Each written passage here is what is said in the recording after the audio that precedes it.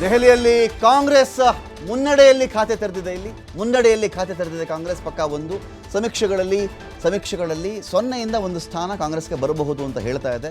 ಸಮೀಕ್ಷೆಗಳ ವಿಚಾರ ಒಂದು ಕಡೆ ಇರಲಿ, ಇದು ಅಸಲಿ ರಿಸಲ್ಟ್ನ ದಿನ. ಇದು ಕೇಜ್ರಿವಾಲ್ ವಿರುದ್ಧವಾಗಿ ಬಿಜೆಪಿ ಅಭ್ಯರ್ಥಿ ಮುನ್ನಡೆ ಕಾಯ್ದುಕೊಳ್ತಾ ಇದ್ದಾರೆ. ದೆಹಲಿಯಲ್ಲಿ ಖಾತೆಯನ್ನು ಮುನ್ನಡೆಯಲ್ಲಿ ತೆರೆದಿದೆ ಕಾಂಗ್ರೆಸ್. ಮುನ್ನಡೆ ವಿಚಾರಕ್ಕೆ ಮಾತ್ರ ಅನ್ವಯ ಇದು.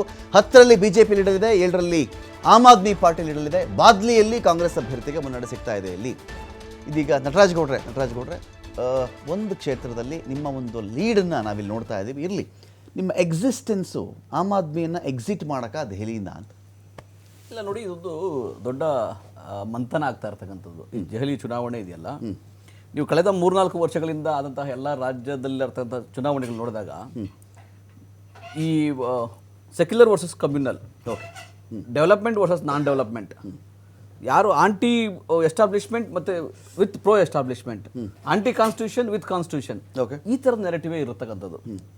ನಾವು ಈ ಗೋವಾ ಚುನಾವಣೆ 2022 ಗೋವಾ ಚುನಾವಣೆಯಿಂದ ಇಲ್ಲಿವರೆಗೂ ಯಾವ್ಯಾವ ವಿಧಾನಸಭಾ ಚುನಾವಣೆಗಳಾಯಿತು, ಆಮ್ ಆದ್ಮಿ ಪಾರ್ಟಿ ತನ್ನ ಎಕ್ಸಿಸ್ಟೆನ್ಸ್ ಇಲ್ಲದಲೇ ಇದ್ರೂ ಕೂಡ, ಇಲ್ಲ ನಾವು ಕ್ಷೇತ್ರಗಳಲ್ಲಿ ಎಲೆಕ್ಷನ್ ನಿಂತ್ಕೊಂಡ್ರೆ ಸೆಕ್ಯುಲರ್ ವೋಟ್ಗಳು ಡಿವೈಡ್ ಆಗ್ತವೆ, ಬಿಜೆಪಿಗೆ ಅನುಕೂಲ ಆಗ್ತದೆ ಅಂತ ಗೊತ್ತಿದ್ರೂ ಕೂಡ, ಮನವರಿಕೆ ಆದರೂ ಕೂಡ ಇವರೊಂದು ಪದ ಉಪಯೋಗಿಸಿದ್ರು, ಎಡಬಡಿಗಿಂತನ ಅಂತ ಬಿಜೆಪಿ ವಕ್ತಾರರು ಉಪಯೋಗಿಸಿದ್ರು. ನಾನು ಎಡಬಡಿಗಿಂತಲ್ಲ, ಆ ಥರ ಹೆಂಗೆ ಅಂದರೆ, ದೆಹಲಿ ಅವಕಾಶ ಕೊಟ್ಟರೆ ನಾನು ಇಮಿಡಿಯೇಟ್ ಆಗಿ ವಾರಣಾಸಿಯಲ್ಲಿ ನಿಂತ್ಕೊಂಡ್ಬಿಟ್ರೆ ನಾನು MP prime minister. Aam Aadmi national party ಮರಿಬಾರದು ತಾವು. ಇಲ್ಲ, ಅದನ್ನೇ ಹೇಳ್ತಾರೆ, ನ್ಯಾಷನಲ್ ಪಾರ್ಟಿ ಮರಿಬಾರದು ನೀವು. ಆಮ್ ಆದ್ಮಿ ನ್ಯಾಷನಲ್ ಪಾರ್ಟಿ ಅತ್ಯಂತ ಕ್ಷಿಪ್ರಗತಿಯಲ್ಲಿ ರಾಷ್ಟ್ರೀಯ ಪಕ್ಷದ ಸ್ಥಾನಮಾನ ಪಡ್ಕೊಂಡಂತ ಪಕ್ಷ ಸ್ವಾಮಿ. ನ್ಯಾಷನಲ್ ಪಾರ್ಟಿ ಅವರು ಪಾರ್ಟಿಸಿಪೇಟ್ ಮಾಡಬಾರ್ದು.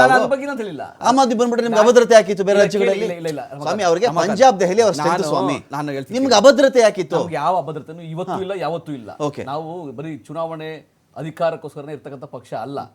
ಇಲ್ಲಿ ಇಂಪಾರ್ಟೆಂಟ್ ಏನಂದ್ರೆ, ನಾನೇನು ಹೇಳಿದೆ, ಅವ್ರು ನ್ಯಾಷನಲ್ ಪಾರ್ಟಿ ಆಗಕ್ಕೆ ಮುಂಚೆನೂ ಕೂಡ ಅವ್ರಿಗೆ ಗೊತ್ತಿದೆ ಈ ವೋಟ್ಗಳು ನಾವು ಡಿವೈಡ್ ಮಾಡಿದ್ರೆ ಬಿಜೆಪಿಗೆ ಅನುಕೂಲ ಆಗುತ್ತೆ ಅಂತ ಗೊತ್ತಿದ್ದು ಕೂಡ ಎಲ್ಲಾ ಚುನಾವಣೆಗಳು ಅದೇ ಕೆಲಸವನ್ನು ಮಾಡ್ಕೊಂಡು ಮ್ಯಾಚ್ ಫಿಕ್ಸಿಂಗ್ ಅವ್ರದ್ದು ಆಮ್ ಆದ್ಮಿ ಅವರ ಯಾರು? ಆಮ್ ಆದ್ಮಿ ಅವರು ಅದನ್ನ ಹೇಳ್ತಾರೆ. ಅದ್ರ ಬಗ್ಗೆ ಹೇಳಿದ್ರೆ ಒಳ್ಳೇದಪ್ಪ.